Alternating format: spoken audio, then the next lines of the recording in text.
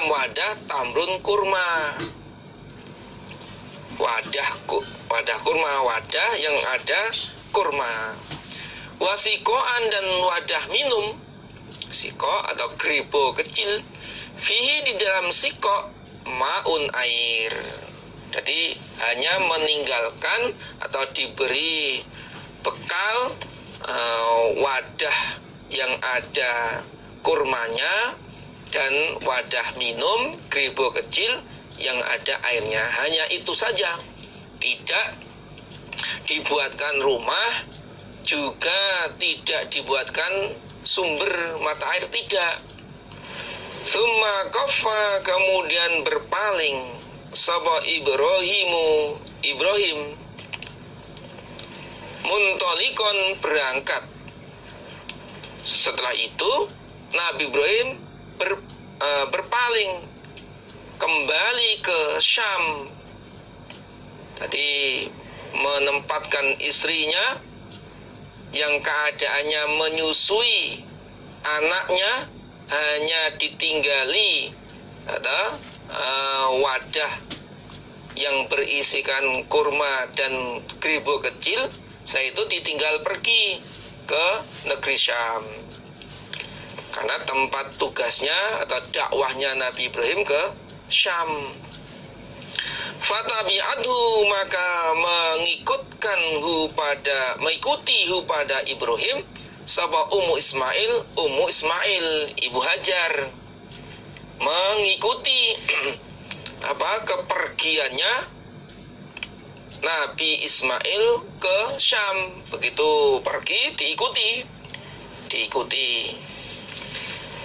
Faqalat, berkata Ummu Ismail, ya Ibrahim, wahai Ibrahim, aina tadhhabu, kemana pergi engkau? Wahai Ibrahim, Mas, kemana pergi? Mau kemana? Watat rukuna, dan meninggalkan engkau padaku, bihadal wadi, di ini jurang, alladzi, yang laisa, tidak ada, fihi, di jurang, sapa insun, manusia, wala, dan tidak, apa syai'un, sesuatu. Dan engkau meninggalkan saya di jurang ini yang tidak ada manusia, nggak ada penghuni, nggak ada teman, nggak ada saudara, nggak ada tetangga, dan juga tidak ada apa-apa, tidak ada sesuatu, maksudnya yang nggak ada pohon, nggak ada rumah, nggak ada sumur. Ya wajar, namanya seorang wanita dalam keadaan menyusui, ditinggal begitu saja oleh suaminya, ya mengeluhkan, menanyakan, dan mengejar, Mas, kemana engkau pergi?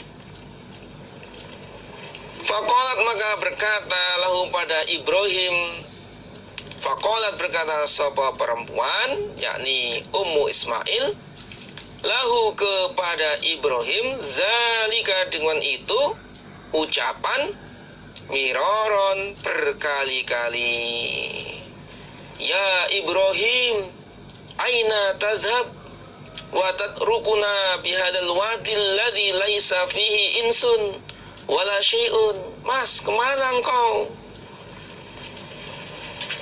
Engkau meninggalkan saya di sini, di jurang yang tidak ada manusia, nggak ada tetangga, nggak ada saudara, nggak ada famili, nggak ada sesuatu yang bisa diandalkan, nggak ada sumur, nggak ada atap, nggak ada, pokoknya yes, kita bisa membayangkan seorang perempuan keadaan menyusui, ditinggal di padang pasir, pegunungan, gersang, tandus, wadah, kita bisa membayangkan, saudara jamaah, betapa sedihnya seorang wanita yang ditinggal seperti itu.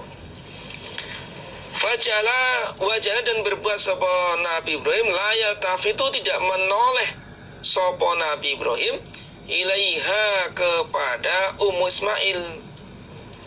Dan Nabi Ibrahim tidak menoleh sedikit pun kepada Ummu Ismail. Jadi dikejar, ya nggak terpengaruh sama sekali.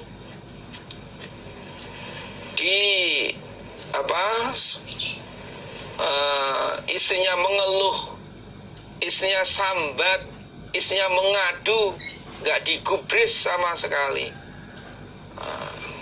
Begitu tiganya katanya begitu.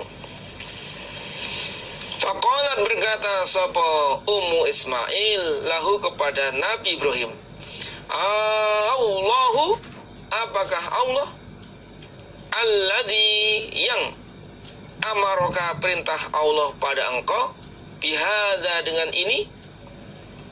Lalu Ummu Ismail berkata kepada Nabi Ibrahim, apakah Allah yang memerintah engkau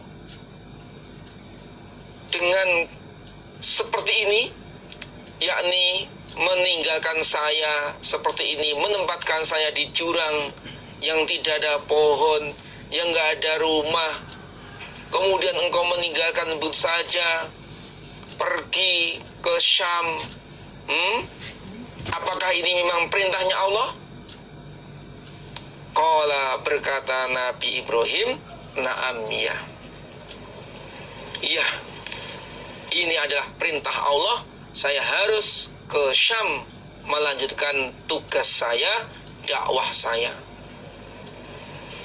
Qalat, berkata perempuan, yakni Ummu Ismail, idzan, ketika itu, la yudayyi'una, tidak menyia-nyiakan siapa Allah padaku. Kalau memang itu perintah Allah, maka Allah tidak akan menyia-nyiakan kepadaku. Inilah yang patut kita ambil pelajaran dari Ibu Ismail. Betapa sabarnya, betapa husnuzon billah, ya, husnuzon billah. Kalau memang suaminya itu pergi meninggalkan istrinya karena tugas, karena perintah dari Allah, urusan sabilillah, pasti Allah tidak akan menyia-nyiakan kepada kami, ma'isyahnya, kehidupannya, keluarganya, itu pasti akan dicukupi oleh Allah. Jadi pelajaran yang bisa kita ambil hikmah itu ketegaran, ketabahan, kesabaran Ibu Ismail yang ditinggal oleh suaminya dalam rangka urusan sabila. Tsumma raja'at, kemudian kembali siapa Ummu Ismail. Fantolako, maka berangkat sapa Ibrahim, Nabi Ibrahim, hatta, sehingga idza kana, ketika ada, inda tsaniyati, dekat atau di sisi tanah Tsaniyah,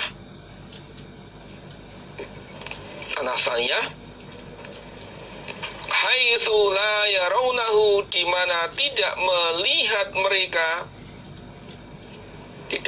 mereka hu, pada Nabi Ibrahim.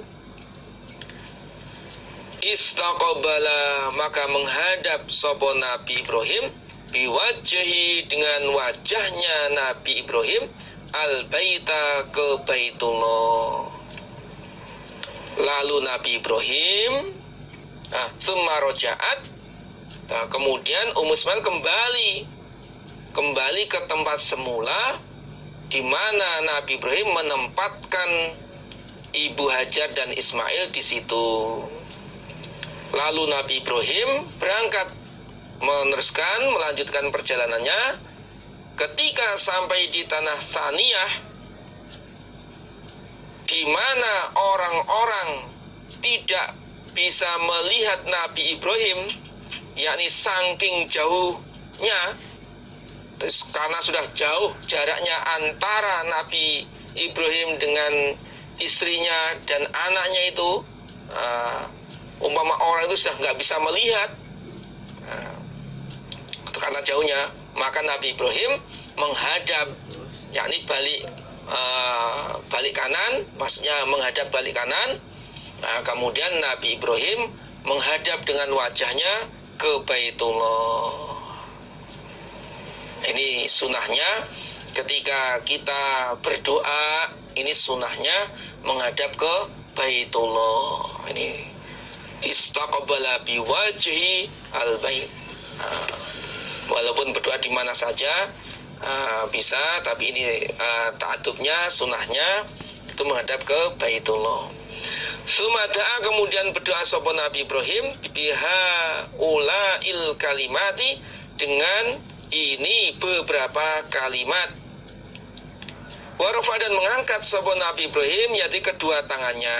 Ini dalilnya kalau berdoa itu mengangkat kedua tangan. Ini dalilnya. Warafa yadaihi, mengangkat kedua tangan sambil menghadap ke kiblat, ke Baitullah. Doa.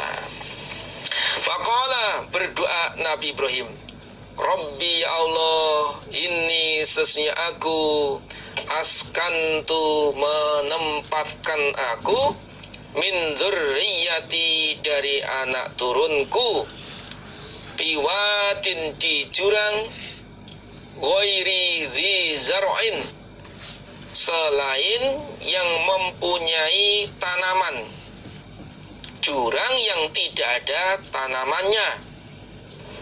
Hatta balagha, sampai apa ayat, yashkurun, bersyukur mereka. Surat Ibrahim ayat 37. Doanya Nabi Ibrahim ini diterangkan dalam surat, atau tertulis di dalam surat Ibrahim ayat 37.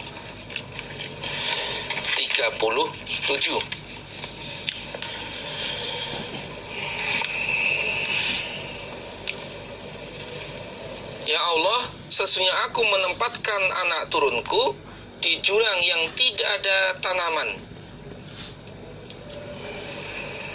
Tidak ada tanaman. Inda baitikal muharram, Rabbana liqimus shalah faj'al afidatan minan nas tahwi ilaihim warzuqhum minats tsamarati la'allahum yashkurun. Itu lengkapnya dalam surat Ibrahim ayat 37. Nah, kemudian Allah mengabulkan doanya Nabi Ibrahim. Allah mengabulkan doa Nabi Ibrahim. Fa'ajabahu Allahu da'wata khalilihi fajalahu haraman aminan yujba ilaihi samaratu kulli syai' rizqan min ladunhu. Allah mengabulkan doanya kekasihnya yaitu Nabi Ibrahim. Allah jadikan negara Mekah dalam keadaan aman. Yujba ilaihi samaratu kulli syai', segala sesuatu dari buah-buahan dikirim, diekspor ke Makkah. Rizqan min ladunhu, menjadi rezeki dari sisi Allah. Ini juga pengabulan doanya Nabi Ibrahim diterangkan dalam surat Al-Qasas ayat 57. Ayat 57. Nah, ini hikmah yang bisa kita ambil bahwa kita harus mengutamakan urusan sabilillah. Ketika seseorang itu mengutamakan urusan agama Allah, atau